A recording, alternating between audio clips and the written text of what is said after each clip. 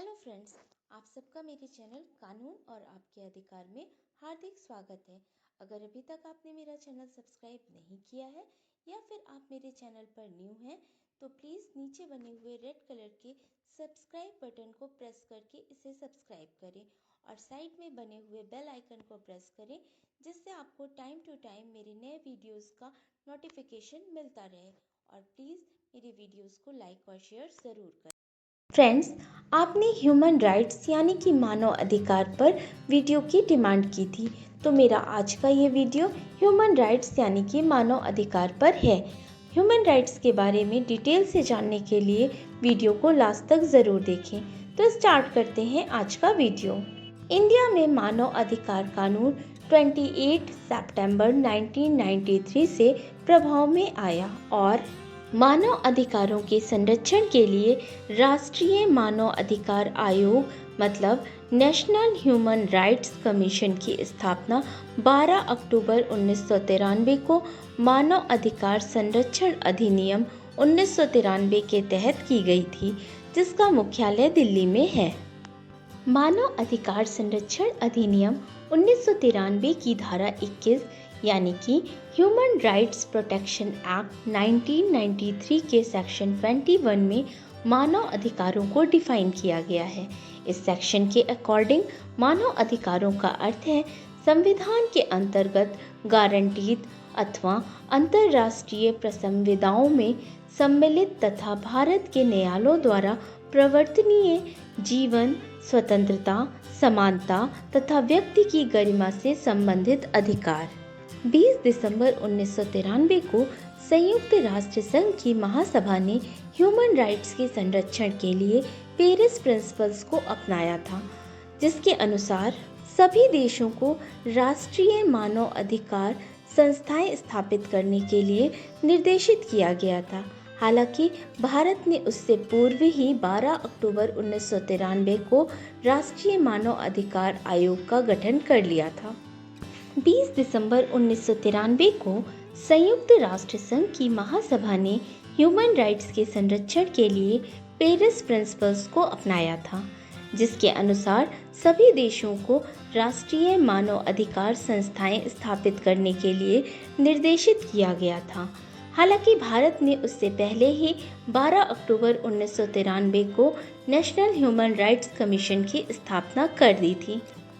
मानव अधिकार आयोग संविधान द्वारा हर व्यक्ति को दिए गए कुछ अधिकारों की रक्षा करने का कार्य करता है, जैसे कि संविधान द्वारा हर व्यक्ति को जीवन की रक्षा का अधिकार, समानता से जीने का अधिकार, जीवन की स्वतंत्रता का अधिकार, जीवन को गरिमा के साथ जीने का अधिकार देता है। मानव अधिकार आयोग इन सारे अधिकारों की रक्षा करने का कार्य करता है। मानव अधिकार संरक्षण अधिनियम 1993 में मानव अधिकारों के संरक्षण के लिए राष्ट्रीय मानव अधिकार आयोग, राज्यों में राज्य मानव अधिकार आयोग और मानव अधिकार न्यायालय यानी कि ह्यूमन राइट्स कोर्ट्स के गठन के प्रावधान दिए गए हैं। अब तक मानव अधिकार संरक्षण अधिनियम में 2 बार संशोधन किया गया है, पहला 2005 में और दूसरा 2019 में।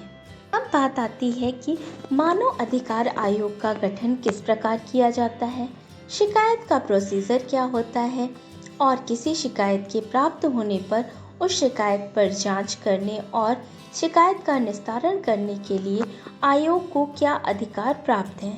पहली बात तो यह कि ह्यूमन राइट्स कमीशन एक स्वायत्त एवं स्वतंत्र संस्था है और मानव अधिकार संरक्षण अधिनियम 1993 के सेक्शन 32 में इसकी वित्तीय स्वायत्तता के बारे में डिटेल से बताया गया है। NHRC यानी कि नेशनल ह्यूमन राइट्स कमीशन में एक अध्यक्ष, 4 पूर्णकालिक सदस्य तथा 4 मानद सदस्य होते हैं, जिनकी नियुक्ति प्रधानमंत्री की अध्यक्षता वाली समिति की सिफारिश पर राष्ट्रपति द्वारा की जाती है। इस समिति में प्राइम मिनिस्टर के अलावा होम मिनिस्टर, लोकसभा के स्पीकर, दोनों सदनों के विपक्ष के नेता और राज्यसभा के उपाध्यक्ष शामिल होते हैं।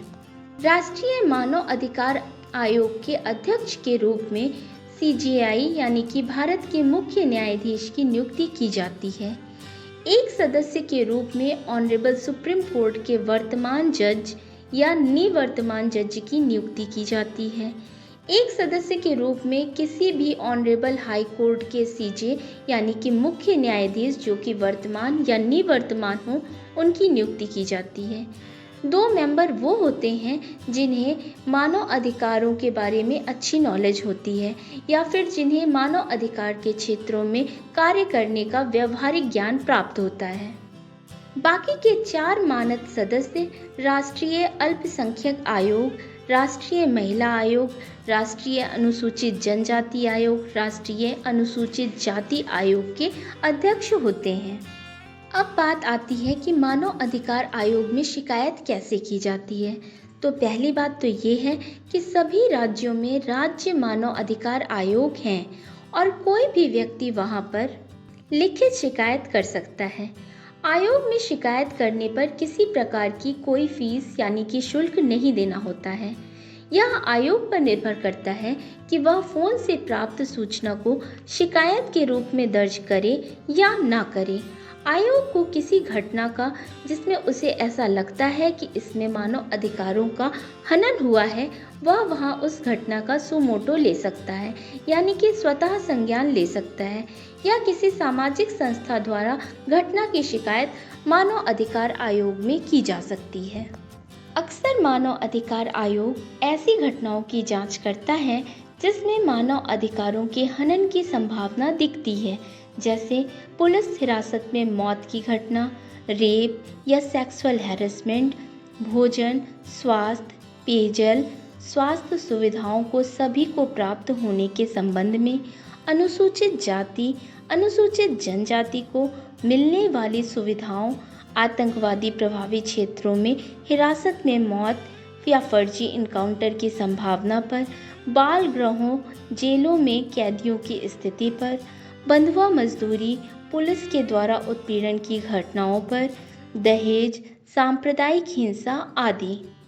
वैसे तो मानव अधिकार आयोग से संबंधित विषय क्षेत्र बहुत बड़ा है, लेकिन दिए गए उदाहरणों से आपको स्पष्ट हो गया होगा कि कोई भी घटना जिसमें किसी व्यक्ति के जेन्युइन जो अधिकार हैं, अगर उनका हनन होता है तो उन सभी घटनाओं की शिकायत मानव अधिकार आयोग में की जा सकती है। अब आप सोच रहे होंगे कि क्या मानव अधिकार आयोग में शिकायत करने में कुछ रिस्ट्रिक्शंस भी होते हैं? तो हाँ, आयोग उन शिकायतों पर विचार नहीं करता है जो न्यायाधीन मामलों से रिलेटेड हों या जिस घटना की शिकायत की जा रही हो उस घटना को घटित हुए 1 साल से अधिक का समय हो चुका हो, या फिर वो शिकायतें जो कि सेवा मामलों से संबंधित हों। अब बात यह आती है कि आयोग को प्राप्त शिकायतों पर आयोग जांच कैसे कराता है। तो इसके लिए मानव अधिकार आयोग की अपनी इन्वेस्टिगेशन यूनिट होती है जिसका हेड पुलिस महानिदेशक को बनाया गया है। आयोग को यह अधिकार प्राप्त है कि वो किसी अधिकारी, राज्य या केंद्र सरकार के अधीन किसी इन्वेस्टिगेशन एजेंसी से इन्वेस्टिगेशन करवा सकता है। यहाँ तक वह किसी गैर सरकारी संगठन को भी घटना के इन्वेस्टिगेशन के लिए अपने साथ जोड़ सकता है। आयोग को इन शिकायतों की जांच में सिविल प्रोसीजर कोड 1908 के तहत सिविल कोर्ट के समान पावर प्राप्त होती है, जैसे किसी विटनेस को अपने सामने उपस्थित होने के लिए या हाजिर करने के लिए सम्मन करना और एफिडेविट पर उसकी जांच करना, एफिडेविट पे एविडेंस स्वीकार करना, किसी डॉक्यूमेंट को ढूंढना, उसे प्रेजेंट करना, विटनेसेस और डॉक्यूमेंट के लिए शासन पत्र जारी करना या फिर किसी पब्लिक रिकॉर्ड को मांगना या किसी ऑफिस या कोर्ट से उस रिकॉर्ड की कॉपी मांगना एक्सेट्रा। मानव अधिकार आयोग को ये अधिकार भी प्राप्त है कि वह किसी न्यायालय के समक्ष लंबित मानव अधिकारों के हनन के किसी आरोप से संबंधित किसी कार्यवाही में उस न्यायालय की मंजूरी के साथ हस्तक्षेप कर सकता है। मानव अधिकार न्यायालयों के लिए मानव अधिकार संरक्षण अधिनियम 1993 में प्रावधान किया गया है। ह्यूमन राइट्स प्रोटेक्शन एक्ट 1993 के सेक्शन 30 के अकॉर्डिंग एक राज्य सरकार अधिसूचना के द्वारा उच्च न्यायालय के सीजे की सहमति के साथ हर डिस्ट्रिक्ट में ह्यूमन राइट्स के वायलेशन के स्पीडी ट्रायल के लिए ह्यूमन राइट्स कोर्ट के रूप में एक सत्र की कोर्ट के लिए निर्दिष्ट करती है और इस अधिनियम के सेक्शन 31 में ह्यूमन राइट्स कोर्ट के लिए एक विशेष सरकारी वकील नियुक्त करने का प्रावधान भी किया गया है। आप सभी जानते हैं कि 10 दिसंबर को अंतर्राष्ट्रीय मानव अधिकार दिवस यानी कि यूनिवर्सल ह्यूमन राइट्स डे मनाया जाता है, क्योंकि 10 दिसंबर 1948 को पहली बार यूनाइटेड नेशन यानी कि संयुक्त राष्ट्र संघ ने मानव अधिकारों को अपनाने की घोषणा की थी, बट आधिकारिक तौर पर यूनिवर्सल ह्यूमन राइट्स डे की घोषणा 1950 में की गई थी। तो फ्रेंड्स, ये था आज का वीडियो ह्यूमन राइट्स पे। उम्मीद करती हूँ आपको वीडियो पसंद आया होगा। अगर आपको ये वीडियो पसंद आया है, यूज़फुल लगा हुआ है, तो आप प्लीज़ इसे लाइक और शेयर ज़रूर करें। और प्लीज़ आप वीडियो से रिलेटेड अगर कुछ भी कहना चाहते हैं तो कमेंट ज़रूर करें। Thank you.